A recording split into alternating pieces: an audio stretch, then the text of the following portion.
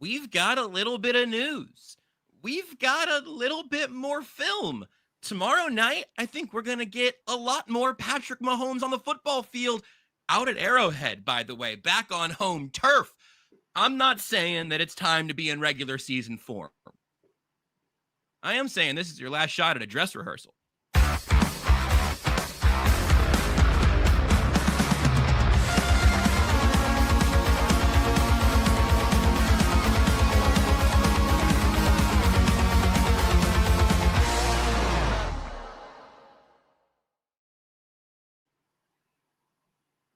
It's Only Weird Games. Joshua Brisco, Seth Keysor, Nate Taylor joining us a little bit later in today's show. We have some news on who won't play going into tomorrow night's game. The guys who are nursing injuries. We talked about a lot of that on Tuesday. But Seth, we got a trade. We've got something that I think you've done that's going to rile some people up in light of the tone of the left guard conversation at this point. I know there's nothing you love more than riling people up. So how are you doing? You got to feel ready to have your claws out, right? Rar. It's not terribly threatening when I say that or do that, but what can you do? I'm ready to rile people up a little bit. I tried to be as tentatively riling up as possible by saying I want to see what happens with this last preseason game, because this will be the biggest look at what the first team looks like. It's not going to be really schemed up, but hopefully what Andy Reid does is plays the starters. And I understand there's injury risks. I get it. But, week one isn't the playoffs, but you still play your starters the whole time. I mean, you can only take that so far. And I think there's a lot of studies that have kind of shown, when I talk to people that know a lot more than I do, that actually, ramping up and playing a little more before the regular season makes you less likely to suffer soft tissue injuries early in the season. But anyway, all that aside, I just want to see the first team offense on the field for the first half and then one drive into the second half. And so that's the big goal for me. And I don't want to draw any finalized conclusions about what I want to see, right, for the regular season. And I know that's how people are going to read what I wrote recently. And in some ways, I'm going to be willing to take probably a stronger stance here in terms of what I would like to see with the 5 best offensive linemen and what the Chiefs decide to do moving forward. But yeah, I've dove into the field a little bit. And in the meantime, Skyy Moore got traded, which I think was always going to happen. And what was the trade? They're going to switch. They're going to swap 6th and 7th round picks in 2027. The Chiefs and 49ers will swap picks there for the Skyy Moore trade. We've got that as the number 2 thing on a rundown here now, which also works because we can have Nate tell us a little bit if there's anything else in that. But yeah, there's a little bit of draft compensation, not next year, but the draft after. So, 16, 18, 20 months from now, whatever it's going to be. Yeah, 20 months from now, the Chiefs will move up a little bit from the 7th to the 6th round with the Niners, which will be lovely. And Skyy Moore gets a change of scenery. So to be clear, it's not, what I've been thinking this whole time. I've been thinking that they're going to swap their 6th round picks and also swap their 7th round picks. But that's not what's happening. What's happening? The Chiefs are giving up the 2027 7th rounder in exchange for the Niners 2027 6th rounder. So, depending on where the Niners end up, they're moving up at least, between 30 and 60 spots in the back end of the 27 draft. That makes so much. The way that was phrased, every time I've seen it, when I've heard they're swapping 6th and 7th round picks, every time all I could think about is, man, the sheer arrogance of assuming that you're going to be lower in the draft both rounds. And it says something about the dominance of the Chiefs over the Patrick Mahomes era that I was like, oh, okay, that's still fair, because it'll be at least 5 picks better and maybe 10, 15. That says something that I was still like, oh, well, that's a little compensation. Just trading spots because we assumed the Chiefs will be picking later. But no, that's much better. Swapping their 6th with their 7th, maybe, rather than and. So what Adam Schefter tweeted 21 hours ago, just to make sure you've had plenty of time to get this right, was Chiefs trade, and this was the second topic, as I mentioned just a minute ago, so we're gonna start with Jaylen Moore, and we still are. Chiefs trade wide receiver Skyy Moore and a 7th to the 49ers for a 6th. It's another way you could do this. What Seth just did, everybody, was the thing where like your peepaw, your meemaw falls for some AI on Facebook, and then they're like, well, it says a lot about the world that it could have been true. Like, well, I mean, it's just, I don't know what to tell you, Seth. It's a pretty small trade, but I got it the first time. Well, I'm pretty sure Tucker had it right during the breaking news team. You can watch that. I'm sorry, I'm Bless allergic to you. my own stupidity. That's okay. I thought it was good podcasting. No, these are the interesting things. This is how we all learn, and But yeah, that's the second thing up. So I mean, let's talk about something else. What else do you want to talk about? Jaylen Moore, actually, Seth, is the thing that is the title of this episode, the first thing on the rundown, and the thing that mere moments ago I said we're going to start with Jaylen Moore, especially as Nate is briefly sidelined, because you got a new film review up. It's a small sample size alert. Everybody go ahead, drink, whatever. Small sample size, but we're working with small sample sizes for everybody in this conversation. You've taken a look at Josh Simmons and Kingsley Suamataia on a number of occasions. Jaylen Moore has not played guard snaps in the preseason to this point. Curious to see if that changes at all tomorrow. He's only played on the right side at right tackle. But you went and looked at those snaps. We're all trying to figure out, the Chiefs talk all the time. You want to have your best 5 out there. I think we've known from the jump that Kingsley Suamataia working out at left guard would be better for everybody. It saves you a second-round pick and a trade-up that you made, and obviously didn't solve the first spot at left tackle. Can he solve your spot at guard? He's under contract for longer. He's cheaper for longer than Jaylen Moore would be. So I understand Kingsley getting those first cracks. If you didn't hear it on Tuesday, Seth's maybe a little bit a little unenthused by what we've seen from Kingsley to this point. What did you see from Jaylen Moore at right tackle? How do you bring that into the guard convo? Sure. The biggest thing with Jaylen Moore is, again, and you covered this, that yes, it's a small sample size of preseason snaps, but everyone's at a small sample size right now. And one thing with Moore is that we also have last year's film to look at. We have his film from the year before to look at. It's not just about the 30-ish snaps, or 28, I think, or so that he's taken so far this preseason. It's also worth noting that, he's taken those snaps, as you said, at right tackle, not left guard, because immediately what's going to happen is the comparisons. Early on in camp, all the comparisons from Jaylen Moore were made to Jawan Taylor. And then as Kingsley had a not terrible, but had at least one really tough snap in his first preseason outing, and then I would say probably had overall a slightly worse outing in his second preseason snaps. Now more and more people, that's just the first place they go, right? So the thing with Moore is that what he's shown so far in a Chiefs uniform is pretty similar to what he showed last year at left tackle when he filled in for the 49ers. And that's a guy who isn't overwhelming physically. He's like 6'4.5", give or take, weighs about 311 to 315, has arms that are a little under 34 inches. They're like 35 and 3/8, something like that. He doesn't have any like imposing physical characteristics. He's not this incredibly smooth, agile athlete like Josh Simmons. He's not this wildly overpowering guy like Trey Smith.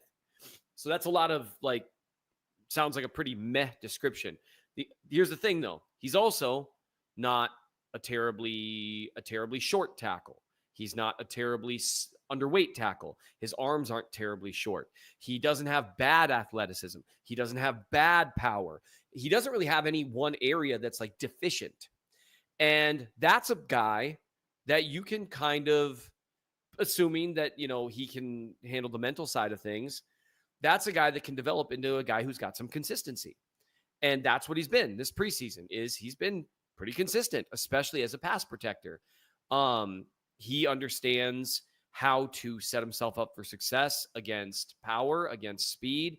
He seems to understand his strengths and weaknesses pretty well.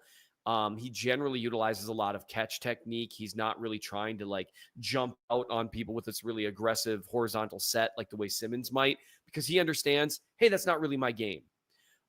He shows the ability, and this is what's so huge with Suamataia, everyone loves to always say, well, he's got to sink his hips and reset and re-anchor. And I actually had someone DM me like, what the crap does that mean? Football jargon can feel inaccessible, but it actually just means what it sounds like. Just letting your hips get low and underneath you and getting your feet back underneath you and exploding back out. That's it. You literally get your hips low again. You're up high, you're getting twisted back. Can you get your hips low and get yourself in a position to push back? It really is that simple. Sometimes I swear we use terms just for the purposes of using terms sometimes. It's just like when someone like talks about like a certain kind of concept, it's like, or you could just say one person ran a slant and one person ran a go. Like, you don't have to you don't have to use terminology. But anyway, he isn't bad at anything. And in pass protection at right tackle, mind you, which is a very different type of thing than left guard.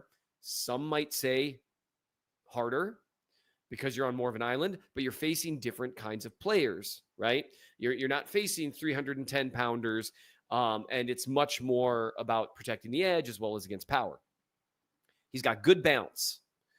He doesn't have any physical deficiencies. He understands who he is as a player, and he's consistent. So I charted all his snaps, and again, we're talking a small sample size. But can I ask you one terminology question that I've been wondering through multiple film reviews, and I always think I know what it means, and then I'm not sure? Yeah. Are you saying bounce or balance? Balance. He's got good balance. Really sounds like balance has always made more context sense. You really sound like you say he's got better bounce. This isn't a Minnesotan dig. This is a PSA because there have been multiple times when you've been right in the middle of something. I'm like, I'm not gonna ask now which one it is. And there's a logic to both of them, right? Like a little bit of springiness. Balance always makes more sense, but it sounds more like bounce. Oh my goodness, that's good to know. By the way, this is a great comment, Stephen Holman. We'll get to this. Kingsley sometimes looks like he's being prayed over by a Pentecostal preacher. That's not fair. And really funny, which is one of my favorite brands of humor, honestly. And get a little religiosity in there, and it's a Seth knockout. Yeah, you really checked a lot of boxes there. And so, yes, on behalf of everyone, Nikki M, Josh Brisco, I thought he said bounce too.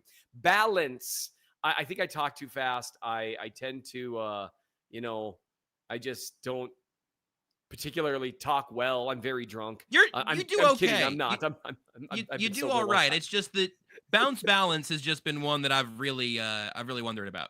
No, that's good to know. The balance. Someone's at my door and the dogs are barking, so you feel free to talk on your own for a little bit.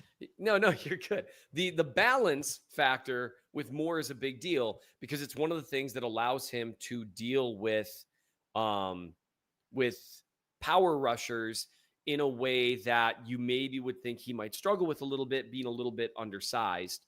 And again, undersized, I mean, today's NFL has become a bunch of freaks that, 300 to 11 to 315 is like considered maybe a little undersized. He's just not built physically imposing. If you just look at him and Simmons standing next to each other, Simmons just looks a little more like just something, right?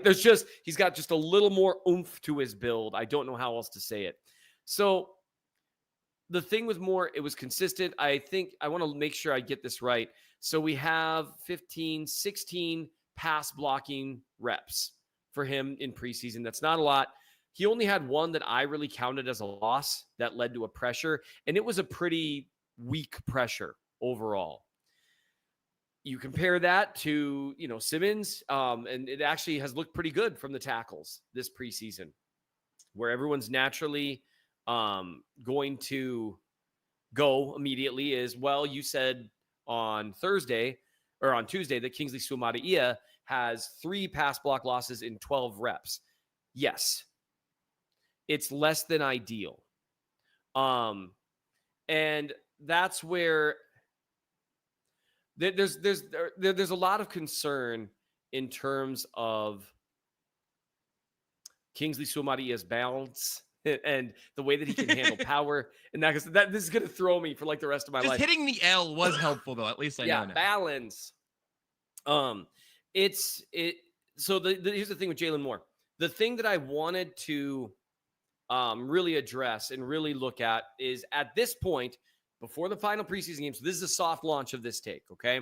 We'll see how the final preseason game goes because that is important. That's by far the most important in terms of how the starters look. And let's say Suamataia has a strong performance, which we can't rule out. He is bigger than Jaylen Moore. He does have longer arms than Jaylen Moore. He is much more athletic than Jaylen Moore. His best case scenario is better than Jaylon Moore's best case scenario. Right. One could argue that Jaylen Moore is probably at his best case scenario, a competent offensive lineman. Here's the thing, though. It's hard to find a team in the league where a competent offensive lineman doesn't belong with the starting five. Yeah. Almost every team in the league has at least one kind of weak spot along the line. And that's something to at least be considered and to keep in the back of our mind, is that as of right now, I'm comfortable saying that Jaylen Moore is very comfortably one of the best offensive linemen in Kansas City. And that's probably not a super hot take, but I think when you're talking about it in a non-emotion based way, a non like, oh, this guy's trash, some other guy's trash. It's just that he's a competent offensive lineman. And most of the time, a competent offensive lineman is going to be one of the best five.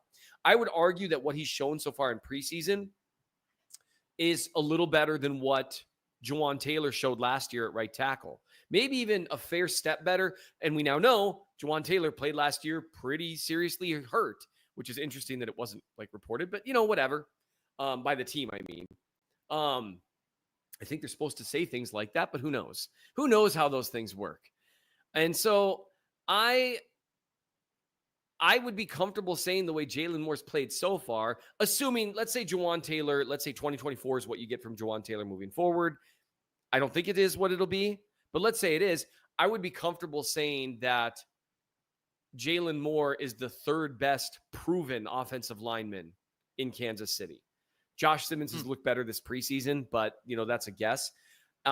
So it's not only that he's been better than Kingsley, he's better than what Taylor was last year.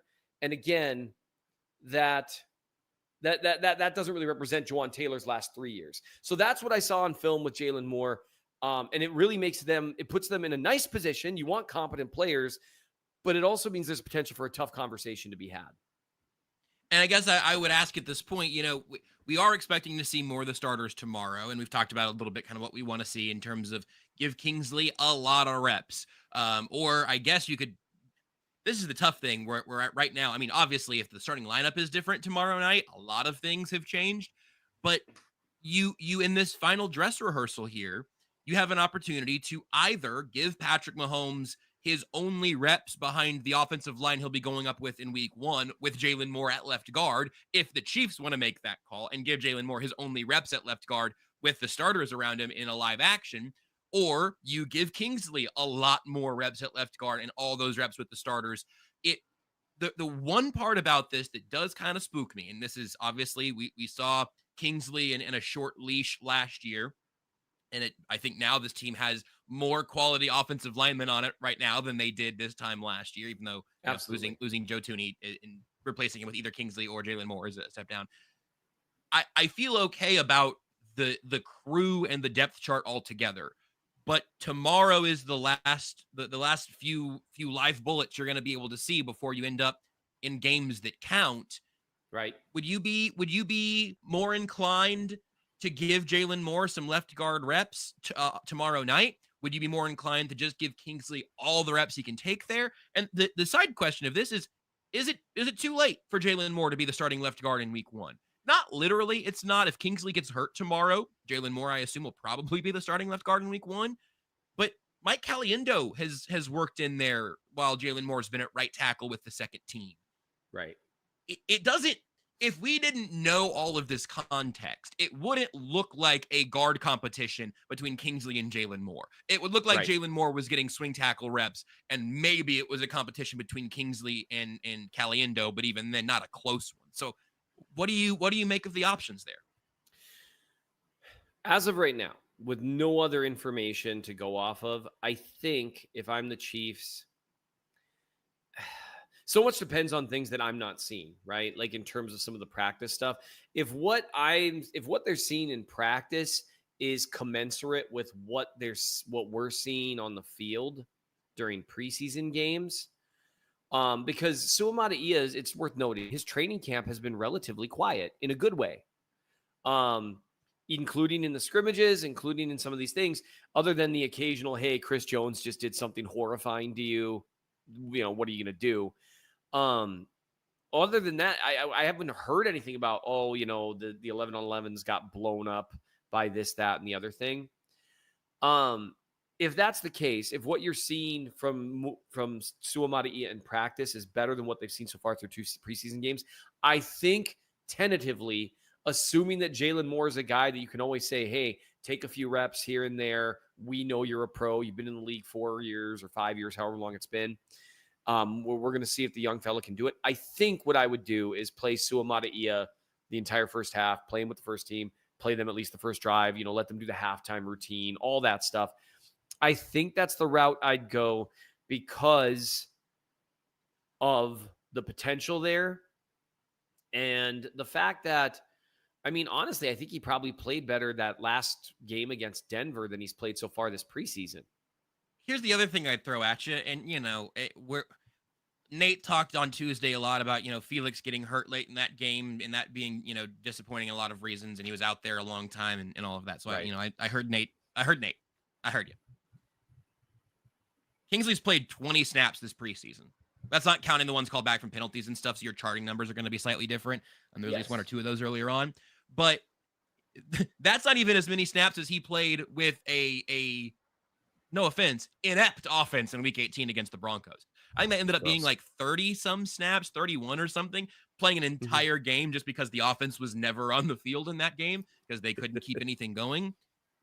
If there was any, I'm not saying this should be the case, I guess, but if there was any doubt internally, do you give Kingsley second team left guard reps in one of those games? I know they're both kind of weird turf situations. The Cardinals is in better shape now than it was a couple years ago when it just took everybody's knees and ankles and everything. And then Seattle was wet and turf. And so I get all that. I'm guessing Kingsley played on wet turf. He's not, nursing an injury, right? It's not Jawan Taylor situation. It would be nice to have 40 snaps from Kingsley to evaluate before you go in this game. Or, he's getting 20 or 30 tomorrow with the first team, and you go, all right, that's going to be the last thing we evaluate. But now you've lost an opportunity to ever put Jaylen Moore in that spot as a starter. Absolutely, and that's the problem, right? There's an opportunity cost to putting Suamataia out there. I would have loved, and I understand synergy with other offensive linemen that you're playing with. I understand it's difficult to just have someone just play with the first team and the second team. I would have wanted to see Kingsley get way more snaps this preseason. I don't think they did him any favors last offseason, and there's a lot of conversation to be had there about that entire approach. We've talked about that almost ad nauseum. I just don't think you're doing a young guy whose problems are consistency, or is consistency with his hands and his feet, which is why he keeps getting knocked off balance. It's not that he's like, you can watch him in the run game. He's not weak. It's not like he has no power. He just keeps letting himself get turned a little sideways, right? He's not squaring up, or he doesn't keep his feet underneath him, or he stops his feet when he's doing so. Those are technique issues. And honestly, practice is great for working on technique. But here's a dirty little secret about the NFL, especially in the final phase of training camp. And once, preseason games are happening, and then especially during the season, you're not working on technique nearly as much. You're working on install. And that's something I didn't know until I've talked to a few pros about it, multiple about it. And they say the same thing, like, especially for offensive linemen. And that's why good offensive line coaches are worth their weight in gold, because you can really work through some stuff in a much more efficient, fast way and take that limited time you have available. But that's why, like, some of this stuff exists. The O-line masterminds, the pass rush summit, tight end U, all this stuff that these guys are starting to do is because a few guys did it, and then a few more did it, and they started seeing a real advantage over other guys because the CBA limits practice times, and there's good reasons for that. The days of guys doing 2-a-days in 110-degree weather, someone died. And you can't legislate all safety completely into the game, but you can be more careful. But now it's kind of gone so far the other way where practices are still tough, like Andy Reid's especially. But even like Mitch Schwartz was talking about this on Twitter. It's not as hard as it was even, 5 or 6 years ago. And that's way easier than it was before that and all that stuff. But you don't have time to work on your craft the same way. And live game reps just can't be replicated.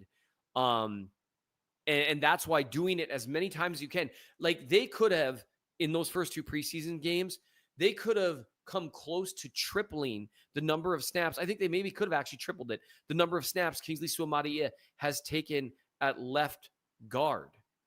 CJ Hansen played 52 snaps in week 1. I think he was at right guard, I believe. But yeah, and so there's snaps to be had there, and those things just matter so much that in terms of getting a rep to work on consistency, that's such a big deal. And he really hasn't. I understand he's been practicing at the position for a while, but that's different. But you use the big naughty C word that we're all thinking. Consistency. Like that has actually been the problem, right? Like you've seen some really good reps from Kingsley. You've seen some brief disasters. You've seen some great stuff in the running game. I remember how last year started, right? Yeah. The consistency is going to be the thing. And I don't know. We talk about this a lot with quarterbacks. Like I mean like you and me. I don't know if the whole world talks about this as often, but it's really rewired how I've thought about quarterbacks last 5 or 6 years. The John David Booty has a TikTok highlight reel. I promise. And if not, someone will make it. Like every quarterback who makes it to the NFL has some dimes and some throws that just make you think, well, I don't know anything else about that guy, but he's a franchise quarterback. The question is like, what do you do on a Sunday to Sunday basis and on a play to play basis? That's also going to be true about a lot of these guys. I mean, I know late in the preseason, things get messy out there for sure, but you're seeing the absolute best in the world at this thing. Right. You have to maintain that quality level against the fellow best in the world trying to stop you from doing your exact job. So we're certainly going to see more than 10 snaps from him tomorrow night, I have to imagine. And we'll keep an eye on kind of the offensive line layout throughout all of that. But we're going to take a timeout and we're going to talk about a pass catcher. Seth says he wants to believe. I don't know if he's fully drinking Kool-Aid or not yet. We'll get to the bottom of the Tyquan Thornton thing next. Looking for tickets for your next event? Tickets for Less is your #1 source. Save big on every purchase when you use promo code KCSN at ticketsforless.com. I'm Brett Goodwin, one of the owners of The Learning Tree. The Learning Tree is a neighborhood toy store in Prairie Village, Kansas. This has been here in this location since 2000s, and my husband Alan and I purchased the store in 2023.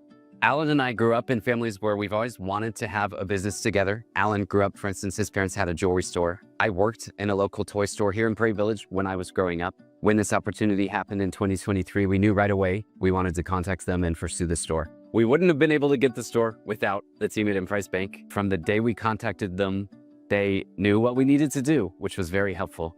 I would absolutely recommend the team at Emprise Bank to anyone looking to secure a business. We worked with Emprise from day one. They were extremely helpful. They were always great resources. We talk to them frequently. They know the area. They're very friendly. We know who we're going to talk with, and they know what we need to do. We hope we'll see you at the Learning Tree. Folks, nothing beats hanging out with the boys on a hot summer day and watching some baseball. And the simplest way that you all can get in on the action is to download the Pick 6 app from DraftKings. It is crazy simple. Just pick more or less on the stats for 2 or more of your favorite players, and boom, you're in the mix for big cash prizes. And the best part is Pick 6 is available right here in Missouri. Don't miss out on the fun. Don't settle for a smaller payout. Switch to Pick 6, and right now new customers can get $25 in bonus picks with their first deposit of $5. Here's what you got to do. Download the DraftKings Pick 6 app now and then use code KCSN. That's code KCSN for new customers to get $25 in bonus picks with their first deposit of $5. Better payouts, bigger wins, only with Pick 6 from DraftKings. The crown is yours. Gambling problem? Call 1-800-GAMBLER. Must be 18 plus. Age and eligibility restrictions vary by jurisdiction. Void where prohibited.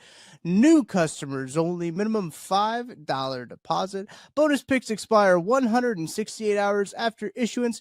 For additional terms and responsible gaming resources, see pick6.draftkings.com/promos. All right, so Skyy Moore is in San Francisco. I think we knew already that he was on the outside looking in on the roster bubble. Now the wide receiver room is a little bit smaller. There's still going to be some debate about that final spot or two. Obviously, if Rashee Rice is on the active roster right out of the gate, you're not getting that suspension exemption that he could have otherwise provided. So something to keep an eye on for tomorrow night. I know it was a wildly different week 1 versus week 2 for Jason Brownlee in terms of when he was on the field. But I'm still giving him credit for that touchdown catch. It was remarkable and something that we haven't seen in a Chiefs uniform very often. Doesn't mean that he can do it consistently, because that's the word of the day. And Nico Remigio is going to be in the mix. Seems like still more in special teams than on offense. He hasn't gotten a huge role there. Tyquan Thornton right now seems to be the 6th guy behind the obvious Hollywood, Rashee Rice, Worthy, Juju, Jalen Royals. That's your 5. And Tyquan Thornton seems to be in that spot. Seth, you took a little bit of a closer look. What are you buying? What are you not buying in terms of his roster spot? And then probably more importantly, in what you think he can actually bring to the team in the regular season? If I were just looking at Tyquan Thornton as he's played this preseason and where they're giving him snaps, I would be like, oh yeah, this guy is definitely going to be a guy who sees some snaps for the Chiefs this year on offense. I want to believe that, but none of this stuff is in a vacuum. And you're talking about a guy who couldn't necessarily make a lot of headway in New England, where an objectively bad roster, bad wide receiver room for the whole time he was there. Yeah. And so it's tough because he's a guy that was overdrafted. I think he was drafted in the 2nd round, probably more of like a 4th or 5th round pick type guy. He ran an incredible 40 time, which was unusual for a guy who's 6'2". At the time, I think he weighed like $180. When I look at him now, he definitely doesn't look like a guy who's that lean at this point. And so I wonder if he's maybe put on a little weight, trying to handle contact a little better. But when I watch him, and when I went through his snaps, all that fun stuff, the thing that I liked is the details. And first and foremost, he's been getting a lot of reps because Rashee Rice got a little nicked up, and they're like, nope, absolutely not. We're not doing this. Hollywood Brown got nicked up. They're like, nope, absolutely not. And they've, even with both of those guys not playing, they've played Xavier Worthy like 8 snaps or something. And I'm not even sure if they've thrown him the ball. Like, I don't. 6 snaps officially. Yeah. And nope, they were just 7. like, yeah. And they were just like, this is, and they're like, Worthy, we're going to have you on the field, but we're not risking literally anything happen to you. And let's face it, these guys they're competitors, they're athletes. Even if it's preseason, you get the ball thrown your way, you're going to contort yourself to try to catch it. You're going to do something crazy. And so they're like, no, Xavier, you're too important, whatever. So, I mean, those 3 guys, and then probably very, very, very, very, very, almost certainly Juju Smith-Schuster are all, those are your first 4. What the Chiefs need then is a guy who can do the following. Can line up on the boundary and eat some snaps there, right? And do so in a way that's at least relatively effective. Doesn't need to, draw double coverage. Yes. I'm just going to interject again, just so everyone remembers, Justin Watson played almost 700 snaps in the regular season last year. 60% of the offensive snaps last year, Justin Watson was on the field. Hollywood Brown wasn't, Rashee Rice wasn't, but Justin Watson was out there a ton, just lest we forget. Yeah. Marquez Valdez-Scantling was out there a ton. And those aren't necessarily similar things, but having someone who can line up on the boundary and eat some snaps there and get off the line and run sacrificial downfield routes where there's at least the appearance of a downfield threat that you can throw to once a game, that's got some speed, that can run underneath the ball, you need that. And the Chiefs have guys that could do the downfield route thing. But honestly, with Xavier Worthy, you're hoping for more, not sacrificial downfield routes to, pull defenders in the middle of the field away, like, oh, they're playing quarters, so we're going to, run a downfield post, and we're going to run Mills to do a downfield post and then a dig inside to where, oh, it's drawing the safety deep, and now it's wide open over the middle of the field. You want Xavier Worthy or Rashee Rice running that dig, or Hollywood Brown. You don't want them running that post. Maybe you want Worthy running the post, but you get what I mean. Not every time. Those are the sacrificial routes. And you want someone who can also, and this is a must, you got to execute Andy Reid's route combinations appropriately in a way that helps other guys get open. And that last part is what can be dispositive in terms of guys getting on the field. If Andy Reid doesn't trust you to run routes the way he knows that they got to be run, so many of his routes, he runs so many bunches and that kind of stuff, where routes are run in a way to where your job isn't really to get open. Your job is to take 5 hard steps up the field and drive into those stacked corners and create a pick for the next guy. That's how it works. There's route combinations there. Can you do those? And it's in those details where I've watched Tyquan Thornton a little bit, small sample size, and I've thought, everyone was like, oh, he had that big third down catch against the Cardinals. It was 3rd and long. He gets down the field, gets open. What I really liked is the way that got set up. He had, I think it was Brownlee running kind of, he's running to the outside. They're running out of trips. He's cutting to the outside. Brownlee's cutting to the inside, and Brownlee's lined up ahead of him and breaks down the field. And it's his job to run interference, the downfield corner, the one that's further off. He's the one playing Tyquan Thornton. And Thornton has to threaten the inside because Brownlee hasn't broken inside yet. So this corner doesn't know, neither corner knows, because they're in man, which way their guy's going to break. And if you don't threaten inside, then the corner's going to be able to cheat to the outside and just drive on your route, because these guys are awesome at driving routes. So many times when players are running like crossers or outs and people are like, oh, he's open. It's like, no, that corner's closing and he's got an angle, and that's going to be at best a contested ball. At worst, it's going to get picked.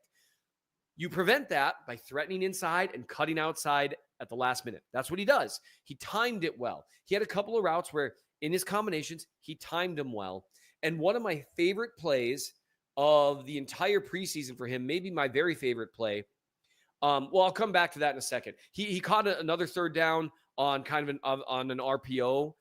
He's running what I've heard called a glance route, which I just argued about terminology. So here's what a glance route is. You glance at the quarterback and you glance at the outside linebacker or safety, depending whether they're playing single high or two high, and you glance at him. And if he's moving to the inside, you look back at the quarterback and the ball should be there. And that's exactly what happens. He slowed his route a little bit. He got to the right spot. He made a tough adjustment on the ball because Minshew put it behind him, which, by the way, sometimes a ball being behind the receiver is not a bad throw. It's saving his life. And sometimes it is a safety harness. It is a rope thrown to you before you fall off a cliff. Yes, that is like, hey, I'm going to throw this way because, the cliff is away from you. So, and he caught it. He knew he was probably still going to take a hit. He took a little bit of a hit. I loved that. Those little details, I've seen enough of them to say, well, that's kind of nice.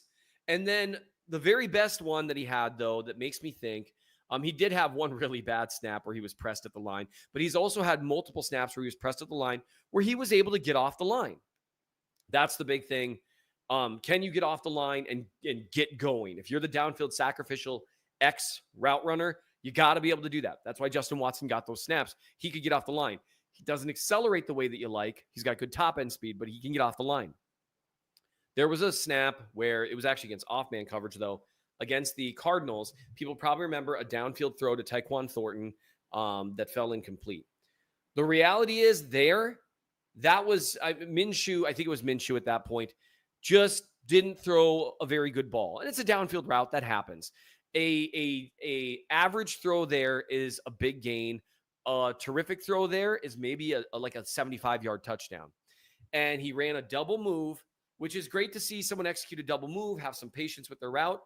But better for me, when he accelerated out of that double move, the corner, and you can look at all this on the Chief of North newsletter. There's a GIF of the play that really is worth watching.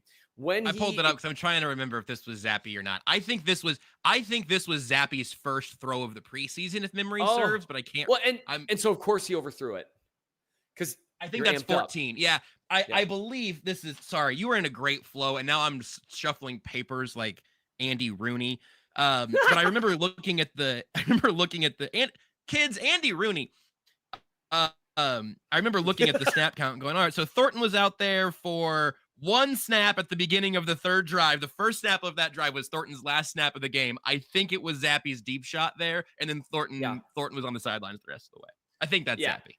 I think you're absolutely correct, and that matters. You know, I'm Minshew slandering here only because I love Gardner Minshew. It doesn't matter for the Tyquan Thornton analysis. It matters for me caping up for Gardner Minshew. Right, and something to note here is I'm not gonna say exactly what coverage they were running here because I would be guessing in part, and there's a couple reasons for that would be boring to talk about now. But I think it's some variant of cover 3, and so that means that the safety is in the middle of the field. And you know what the Chiefs, everyone talks about all these shell quarters and too high and looks. That's not what teams were running against the Chiefs last year. They could run single high. They could run various versions of cover 3 because no one was threatening down the field. And the Chiefs stunk at making teams pay. They just did for a variety of reasons. I wrote about it on the Chief North newsletter if you want to read about why the big plays went away. But here's what I really love about this route. And you'll see it if you subscribe, which you still can for the low price of $12 a year, blah, blah, blah, blah, blah. So he accelerates. He does a nice little fake as though he might cut out or in, which I believe is slightly beyond the sticks where he cuts there. Yeah, it is. So that creates some legitimacy to the cut. And then when he reaccelerates, and this is where it gets critical, the corner throws his arm out to try to slow him down because the corner bit, and he throws his arm out to try to slow him down. And Thornton swipes at the arm to shove it aside and maintain speed. Shove aside, maintain speed. That's the big thing. Can you work through a little bit of contact? If you can do that, you can get open down the field. And then when he started looking for the ball over his shoulder, you know what he did? He maintained speed. The ball was a little out of reach. Again, that happens. I mean, I'm not trashing Zappy. Deep shots, if you are relatively accurate on half your deep shots, you're a really good deep ball thrower. It's just harder to throw the ball. He lands in bounds too. I mean, it's just there's an extra yard or two under that ball. That's it. Yep. This is one of those where if it weren't, and maybe he thought maybe Thornton's double move could have accelerated out a little bit faster. There's things that maybe he could have done, but honestly, it's a nice route. And it beats the coverage over the top. It beats the corner. That, to me, that snap, more than anything else, being able to, that second phase of it, running through the contact, that doesn't mean Tyquan Thornton's going to be an all-pro this year or even a good wide receiver this year. It is going to be, can he play X outside for 200 to 250 to 300 snaps? And maybe he can. And if he can, you know what that means? It means you're not sacrificing Xavier Worthy to that. You're not sacrificing Hollywood Brown to that. You are not trying to put a square peg in a round hole with Juju Smith-Schuster with that because he doesn't threaten downfield at all. That would be a huge development. And based on what I'm seeing, I think maybe he could do it. I also think it makes sense, just the name you didn't mention there for what I believe are wise reasons. Like, you're just going to want to give Jalen Royals, who's not going to play on Friday, by the way, with the injuries. We don't know exactly what his health is going to be. But you don't want to put Jalen Royals in a position where he has to do something, specifically having to do something that you have some questions about, I guess, right? Right. Like, if you could just, to use the metaphor we use all the time, if you can just be this tall to ride and you can do that and not be a stress point, this is the follow-up question that I've been, I guess, subconsciously asking myself all preseason. We've got the Justin Watson line. Justin Watson, again, played almost 700 snaps last year. If Hollywood is healthy, if Rashee Rice is healthy, and even with the suspension, obviously he'd play more than he did last year, you expect that number would be lower with some health. You can't guarantee health. If Hollywood is in and out of the lineup throughout the season, maybe that means more for Tyquan Thornton, whatever. But if I give you Justin Watson, a guy who I think we kind of started to view in the, like, Dan Sorensen category, but then went and got like an actual contract elsewhere this offseason. I'm guessing this sort of mutual parting of ways kind of thing, give him a new opportunity and get some money there. I don't want to remember Justin Watson as a like useless player who was barely on the roster. He was on the field a lot and the Chiefs trusted him to be out there a lot. I would be really excited if Tyquan Thornton can be an improvement on that in 2025. The Chiefs would probably be happy if he could just be exactly Justin Watson, or, in terms of comfort with him on the field. Yes. So where do you put your expectations, your hopes, what's reasonable if you are viewing it through the lens of, I know people are going to laugh at this, but high end, best of MVS, low end, worst of MVS, slightly above that, Justin Watson. When you try to cobble that receiver room together, what's an appropriate place to put some expectations for Thornton with this in mind? I think the expectation should be that he's probably the expectation should be that you're probably not going to see a ton of him barring injury based on what we've seen them do. My hope, based on what I'm seeing on film, I just, so much depends on the health of those top three.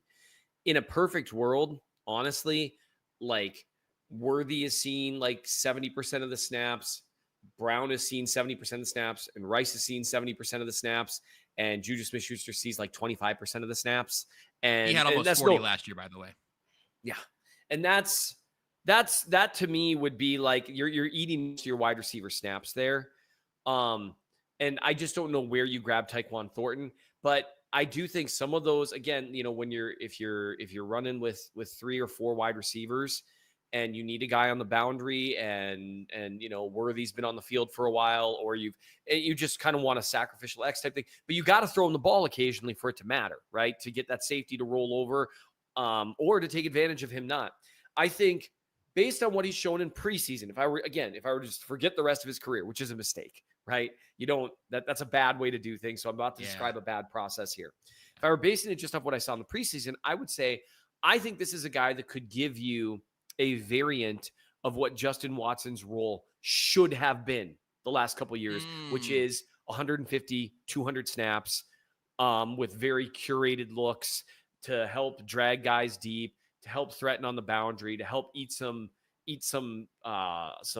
contact at the line of scrimmage, and threaten down the field a little bit if teams sleep on him.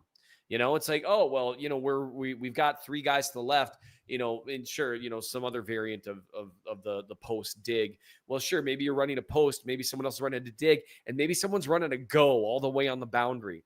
He's your go guy right there. He's your third option. But if you got a guy there that you could count on, like, yeah, he's got some speed, I'll chuck it up and see what he can do, because both that safety and the other corner have moved. So yeah, let's throw it down and see if he can do it. That would be, to me, probably the best case scenario I think could be reasonably considered for him. I think that's a good place to be. And I don't know if we want to do anything else on the Skyy Moore front here. The breakdown is a pretty simple one. We sort of mentioned it right at the very beginning and then got away. And I want to move to a different thing that's not explicitly on the rundown, but we'll keep our eye on something tomorrow.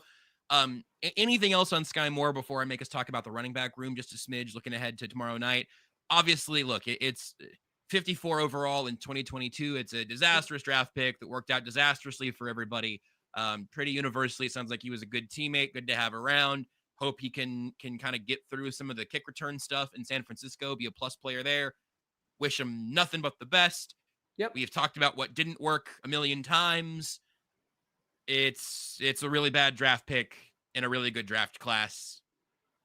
I'm shrugging for the audio audience now, because I don't think it's that deep at this point. I don't know that there's a whole lot more meat on the bone. We all saw what happened there. It didn't work out. Anything you want to add on the Skyy Moore front? I mean, you're absolutely right. I mean, it didn't work out. It's an incredible draft class overall. And Skyy Moore was it was a good example of how, and I need to think about this too. And this is important, I think, for people to try to learn and to try to figure out what they could figure out in terms of understanding. I often say that I learned about quarterback play because of Matt Castle, because I was so thoroughly ignorant on what to look for with quarterback stuff. And I saw how wrong I was in 2011. And I was like, I don't want that to happen again. Okay, so what am I missing? And that's started a very long journey for me. With wide receiver play, I wonder if the Chiefs have started to value certain things more so based on the Skyy Moore and McCole Hardman experiences. And McCole Hardman, make no mistake, I'm not trying to you have some similarities, second round pick that kind of maybe sort of underperformed for the position. But make no mistake, all due respect to Skyy Moore, McCole Hardman has contributed gobs more to the dynasty. Some of it's situational, but some of it also is, we've talked about this, McCole Hardman is the same guy in practice or the Super Bowl. And there's value in someone who doesn't seem to understand the gravity of their situation. There's value in that because it's just like, oh yeah, whatever. I'm never going to drop a ball because I'm nervous because this is just who I am. It's like, okay, dude, good for you. Like, that's very mentally healthy. So good for you, McCole Hardman. But like, I wonder with them if they figured out, if you get too hung up, and I've had to think about this too. I was so hung up on the fact that Skyy Moore runs pretty smoothly and had great releases and had big hands and looked like he had a good catch radius in college, that I was willing to ignore the fact that he didn't handle contact particularly well throughout his routes. I wonder if that's one thing the Chiefs, because if you look at Jalen Royals, one thing he did well in college is he ran through contact. And I wonder if they're just more and more, even as the league has evolved and changed, if they're starting to think about, they're looking at guys now. Another thing Royals has in common with Rashee Rice is that first 10-yard burst. Well, you know where Skyy Moore struggles? That first 10-yard burst, along with that functional strength. So I think it's just important to learn, okay, what went wrong here? And then the other thing is, sometimes things just don't work out. You know, sometimes you take a flyer on a guy that has certain traits and it just doesn't work out. Fair enough. Two-time Super Bowl champion. Like you said, apparently an incredible teammate from the way everyone talks about him. That's awesome. He experienced more in his time in Kansas City than most people get their entire careers in the NFL. So I'm guessing he doesn't have any regrets. But hopefully they learn a little from the process. You're never going to hit on every draft pick, or even most of them, but hopefully they learned a little something from the process in terms of what to look for. You know what? Well, let's see. I don't know what our whole situation is here. So I can go ahead and just roll us on to running backs, or I don't know. Listen, I told you it's the last dress rehearsal here. So I'm gonna check my playbook. Maybe moving on from Skyy Moore and looking ahead a little bit here, Seth. There's a report here and there that the Chiefs are among teams kind of poking around the running back market right now. I don't know if that's going to be a relatively big hack, which I don't know if there are a whole lot of those available, or what the direction of that would be right now. I got a couple quick things off the top of my head, Seth, and I want to you think about the idea of the Chiefs adding a running back at this point in the preseason process.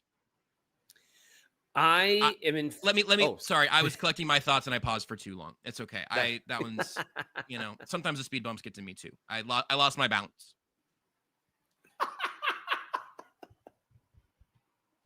I think that it's interesting that last year they picked up Samaje Perine and the entire universe went, oh yeah, that makes perfect sense. Absolutely, this is a fix. This is Jerick McKinnon 2.0. And he was involved, but never felt completely involved. Never felt like a total part of the offense. And I'm pure theorizing. I just think, well, he wasn't there in training camp, so it took a little longer to get up to speed. I am not in a place, I've seen a lot of people kind of getting freaky about Brashard Smith, and not in a fun way, getting freaked out about Brashard Smith. I'm not there at all. I don't know what to tell you. I just think he's going to be on this team, and we've seen little ways that he'll get involved. And if you were expecting him to get 12 carries a game, I don't know why you would have done that. So I think there's a role for him. I think you know who Pacheco is. You certainly know who Kareem Hunt is. You hope they're healthy and everything. My guess right now, and also just because he hasn't really splashed in the preseason, not that he's gotten a whole lot of run behind the first team line either, or that anyone's really splashed as a runner. I'm guessing Elijah Mitchell maybe didn't catch their eye too much in training camp. There's always kind of a thought there of like, what does a healthy 2025 Elijah Mitchell look like? I could see that being the concern. There's not quite enough burst from somebody who's done it before. I'm open to the idea. I was open to the idea of a player like that in the offseason. I was open to Samaje Perine sticking around, and the Chiefs went with this group of the guys I just mentioned, plus Carson Steele.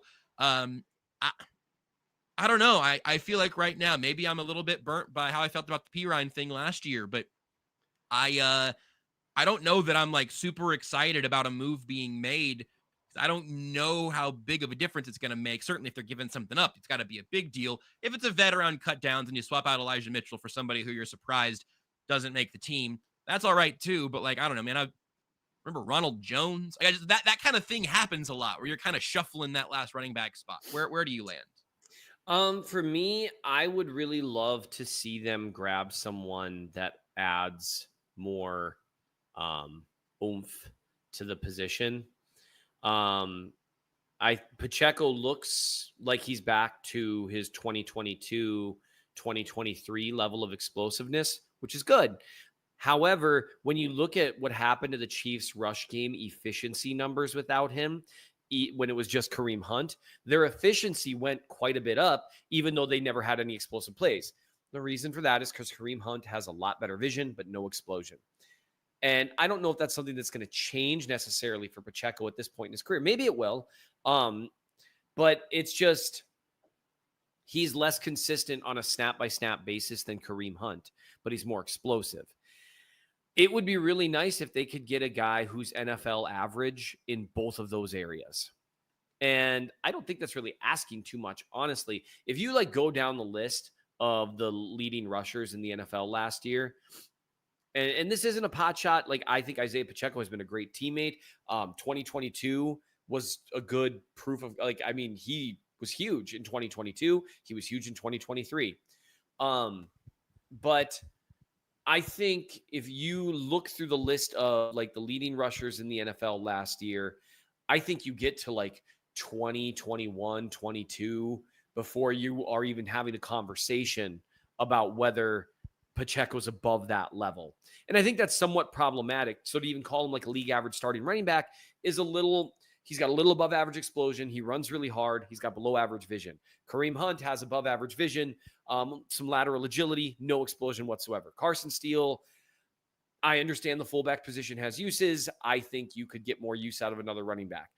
For me, and I've said this for a while, just seeing how Brashard Smith moves with the ball in his hand, I would love for them to see him get some first and second down snaps where this whole pass pro thing is just not that big of an issue, and just see what it looks like with a guy with very above average, high level explosion and maybe below average vision.